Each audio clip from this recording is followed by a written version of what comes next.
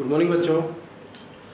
12th class में lesson number 24 मानव परिसंचरण तंत्र में हमने रुधिर कंपोनेंट जो है वो पूरा पढ़ लिया है। रुधिर घटक, रुधिर परिसंचरण तंत्र में 3 घटक होते हैं, रुधिर, रुधिर वाहिनियाँ और हृदय।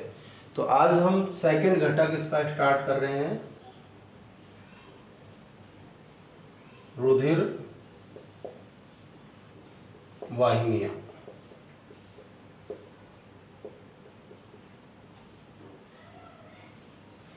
बच्चों, जो रुधिर वाहिनियाँ हैं वो मुख्य रूप से 3 प्रकार की होती है या 3 भागों में इसको अपन बांटते हैं। सबसे पहली जो है वो है धमनी, दूसरे नंबर पर है शिरा और तीसरे नंबर पर होती है केशिकाएं।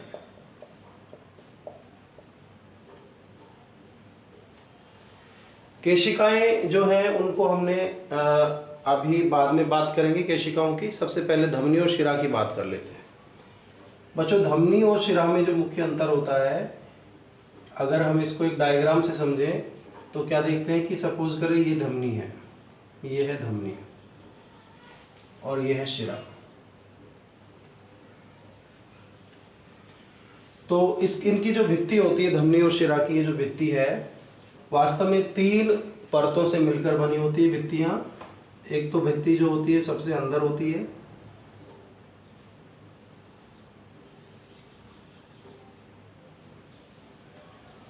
ये सबसे अंदर की तरफ है।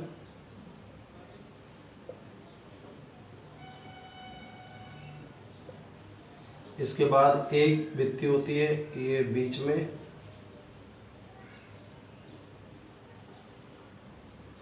और एक भित्ति जो है वो होती है सबसे बाहर ये।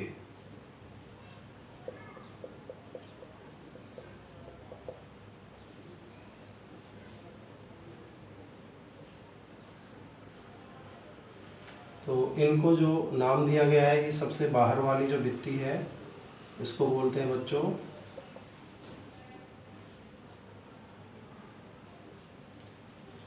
इसको ट्यूनिका एक्सटर्ना। बीच वाली ये जो परत है ये पूरी, इसको बोला जाता है ट्यूनिका मीडिया, और ये जो सबसे अंदर वाली परत है इसको बोलते हैं ट्यूनिका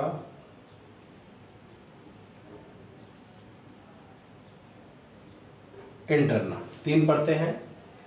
तो ये 3 परतें जो हैं ये बीच की इसकी गुहा है, धमनी की गुहा है ये।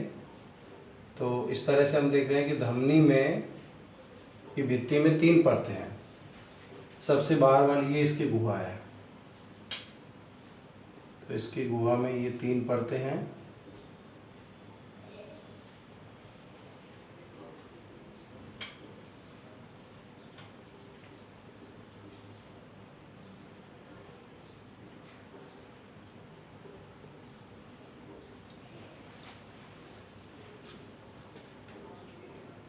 ये गुहा है।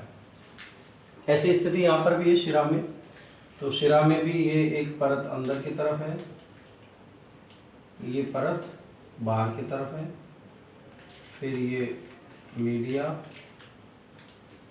Externa, media externa.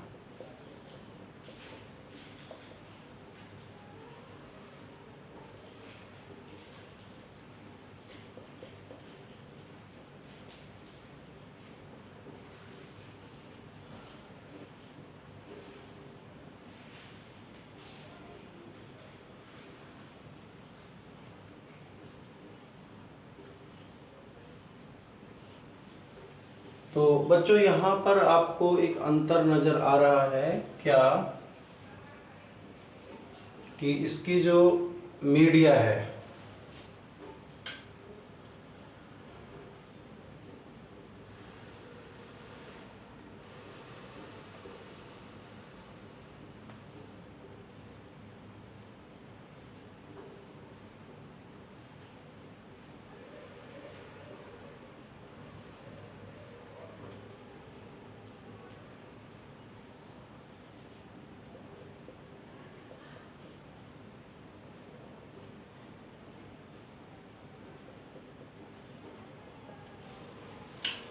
इसका जो ये मीडिया स्तर है बीच वाला, ये वाला, ये होता है मोटा, और इसका जो मीडिया स्तर है ये होता है पतला। यानी अगर हम धमनी और शिरा में अंतर लिखना चाहें तो पहला अंतर यही हो जाता है कि धमनी की भित्ति जो होती है वो मोटी होती है, देखो मोटी भित्ति है, और शिरा की भित्ति होती है पतली। लेकिन धमनी का इस भित्ति मोटी होने से इसकी जो गुहा है वो हो जाती है संकरी, जबकि इसकी गुहा होती है चौड़ी। तो ये दो अंतर हो जाते हैं धमनी और शिरा में। यानी धमनी की भित्ति जो है मोटी होती है, शिरा की भित्ति पतली होती है। धमनी की गुहा संकरी होती है, शिरा की गुहा चौड़ी होती है। तो ये मुख्य अंतर हो जाता है। और अंतरों की बात करेंगे। फिलहाल हम स्थिति देख लेते हैं कि धमनी और शिराएं शरीर में किन स्थानों पर परस्पर जुड़ती हैं। हमने ये तो पढ़ा कि शिराएं शरीर के ऊतकों से रुधिर ले जाकर हृदय में लाती है, और हृदय से रुधिर जो है ऊतकों में जाता है। कहीं तो ये धमनी और शिराएं परस्पर एक दूसरे से जुड़ रही होंगी। तो जहाँ पर ये धमनी और शिराएं परस्पर जुड़ती हैं वो वाला जो स्थान है वो कौन सा कहलाता है? वो कहलाता है केशिका। यानी वास्तव में हम देखें तो ऊतकों में पाई जाती है केशिकाएं। केशिकाएं कहाँ होती है? केशिकाएं होती है ऊतकों में। ये कोई ऊतक है और ऊतकों के अंदर ये होती है केशिकाएं, ये पतली पतली नलिकाएं।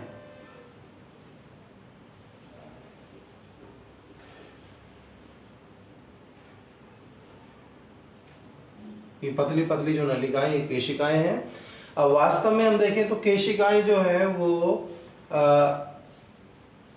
केशिकाएं फिर जुड़कर, यानी ये केशिका जो है ये आपस में जुड़कर और ये बना लेती है क्या?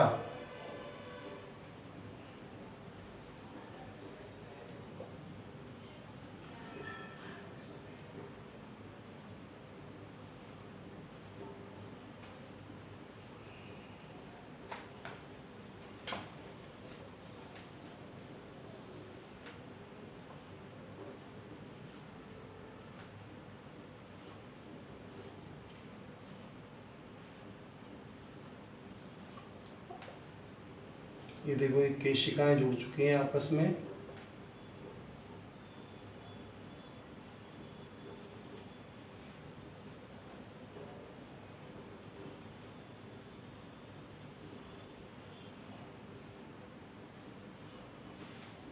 इधर भी वही स्थिति है।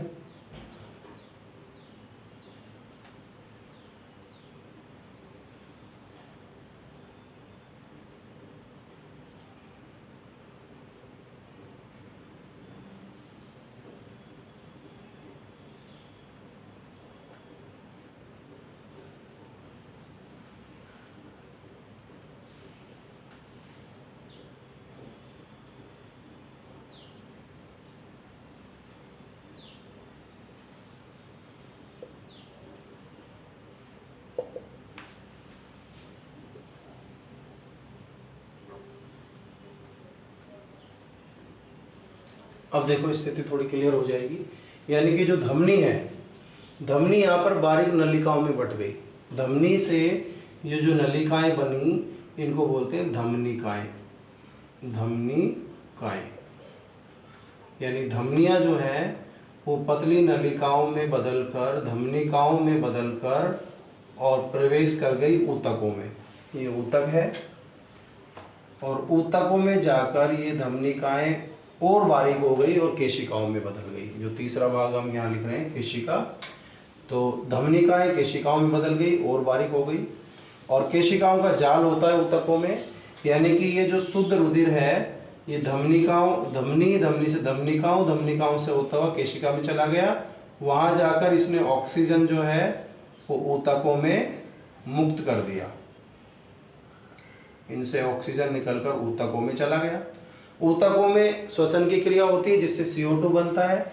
तो CO2 वापस CO2 जो है वो आगे चलकर CO2 इन केशिकाओं में डाल दिया गया और ये फिर जाकर केशिकाएं मिलकर बना लेती हैं शिरिकाएं। इनमें अशुद्ध रुधिर हो गया शिरिकाएं, और शिरिकाएं जुड़कर शिरा बना लेती है।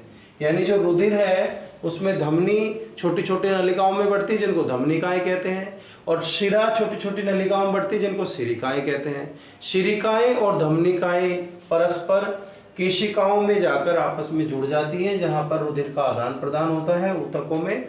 तो इस तरह की व्यवस्था पाई जाती है रुधिर वाहिनियों की, धमनी, शिरा और केशिका। अब अगर अपन धमनी और शिराओं में अंतर देखना चाहें तो देखो अंतर हम यही लिख सकते हैं। जो धमनी है इसकी भित्ति मोटी होती है, ये दिख रहा है आपको, और शिरा की भित्ति होती है पतली। लेकिन अगर हम धमनी की गुहा की बात करें तो इसकी गुहा संकरी होती है, जबकि शिरा की गुहा होती है चौड़ी। धमनिकाएं जो हैं, धमनिकाएं रुधिर जो है हृदय से लाती हैं, अतः इनमें दाब अधिक होता है। इनके अंदर रुधिर का दाब होता है अधिक, और इनके अंदर क्योंकि ऊतकों से आ रहा है रुधिर, इसलिए इनमें रुधिर का दाब कम होता है। इनमें दाब से बह रहा है रुधिर, इसलिए इनमें जो कपाट यानी जो वाल्व हैं, कपाट प्राय अनुपस्थित होते हैं, क्योंकि कपाटों का काम होता है रुधिर को विपरीत दिशा में जाने से रोकना। अब वैसे ही अधिक दाब से आ रहा है तो विपरीत दिशा में तो जाने का सवाल ही नहीं उठता, लेकिन इनमें कपाट उपस्थित होते हैं क्योंकि रुधिर का बहाव धीमा है। यानी हम कह सकते हैं कि रुधिर जो है, रुधिर का बहाव, रुधिर धीमी गति से बहता है, और यहाँ पर रुधिर तेज गति से बहता है क्योंकि यहाँ पर रुधिर का दाब लग रहा है हृदय का, और यहाँ पर धीमी गति से बहता है। इनमें प्राय शुद्ध रुधिर होता है। इसका अपवाद है पल्मोनरी धमनी, जिसके अंदर अशुद्ध रुधिर होता है। इनमें प्राय अशुद्ध रुधिर होता है। इसका भी अपवाद है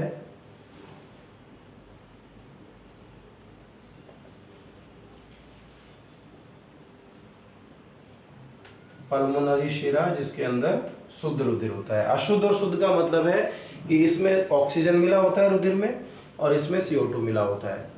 ये प्राय दिखने में जो है ये जो है गुलाबी रंग की होती हैं, ये गुलाबी रंग की दिखाई देती हैं, और ये नीले रंग की या गहरे लाल रंग की होती है। गहरा जब लाल रंग होता है तो वो नीला ही दिखाई देता है।